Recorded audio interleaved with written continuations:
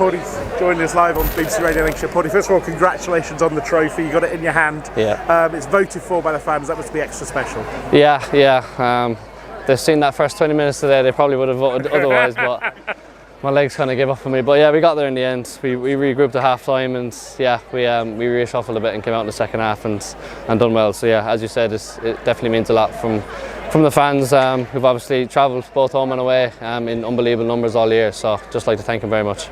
I mean, it felt this game particularly that you changed your formation. Max came in, filled up midfield a bit more. That seemed to change the flow of the game. Yeah, it did. It just felt in the first half we couldn't really get a lot of pressure high up the pitch, which probably resulted in a lot of balls kind of down the channels, and it just probably was putting us under kind of unnecessary pressure. So to be fair to the coaching staff, which they've done all year, they've spotted it, and we made a little switch just after half time. Went 2 up top, which meant that their kind of back three was under a lot more pressure, and it kind of steadied the flow. And then, as you've seen, Max got on the ball quite a bit and made things happen, to be fair to him. And yeah, I thought he played very well. And Matty got his goal, obviously he scored last week as well away at Morecambe. Ideally, probably preferred the first one to go in. Yeah, definitely. But no, he's been super since he's come into the club.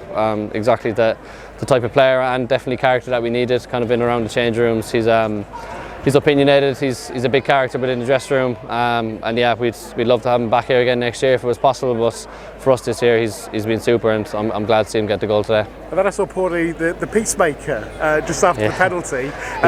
We like the fight of Ethan, but you're making sure he stayed on because you don't want to miss him at the start of next season. Yeah, well, that was it. That was my thinking. I was thinking I'm on a yellow, so I don't want to get involved and get something needless because the referees seem to like to point the cards at me. So yeah, I just spotted him getting in probably with 3 minutes to go this season. Wasn't the smartest thing. So, but look, we don't want to take that side of him out of him either because it makes him the player he is. So yeah, it was just calm heads for the last 10. That was needed.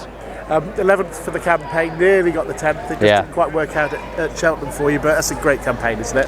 Yeah, I think overall it is. There was probably stages at the season where we're a bit disappointed with certain results and performances, but I think, look, it's 46-50 game season when you throw in all the cups, so to finish there with the squad and the reshuffle, if you probably put out our squad today compared to the first game of the season, it's probably quite different. So that'll just be down to obviously the new management coming in and kind of putting his own stamp on things and getting the players in that he feels are best suited to the roles that we have in the squad. So I think we've kicked on second half of the season, and yeah, as you said, finished a top half finish is nothing to be sniffed at.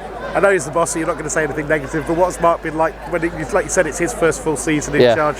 How's he been like dealing with you players? No, he's been super. I think one of the big things I can give him is he's so level-headed. I know on the sideline he's barking instructions and things like that, but the minute we step inside, he's very much cool head. There's obviously only been a couple of times this season when needed that we've been on the end of a hairdryer treatment, which was probably well deserved. But on the whole, he doesn't get too high when we've gone to Plymouth or Wickham and got a cracking win, or obviously, as you said, when we've been beat on certain occasions this season. It's not the end of the world. I think that's the way you need to be in this game because, as we've said before, it's a long season, so there's no point being too emotional about it.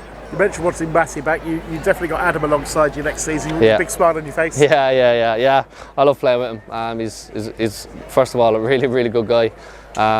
Very well liked around everywhere really. Everyone who speaks to him doesn't have a bad word to say about him. And then you've seen his performances on the season, on the pitch this season. So yeah, when he's fit and available, there's not many better than him in this league, I don't think. Flip-flops in the sun now for you?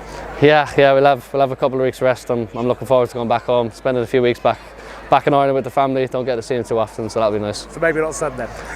We'll get there eventually. Yeah. Thank you. Cheers, thank you very much. Hi Paudie, obviously ending with a clean sheet. What's it been like being part of such a consistent defensive unit all season? Yeah, it's been good. I suppose that's what we're paid to do, and to I don't know what that is, probably 18, 19 maybe in all competitions this season. So yeah, very pleasing, and I suppose it just shows off the kind of hard work we do on the training pitch. Obviously you see the 5 or 6 defenders and maybe the goalkeeper, but it's such more of a squad effort, not even just the 11, but when we train it's 11v11 on a Thursday and a Friday, and it's up to the boys out with the team to push us and to make it hard for us, and obviously that sets us up really well when we go out on a Saturday to prepare for us. So yeah, it's very pleasing, and as I said before, it's something to build on for next year now.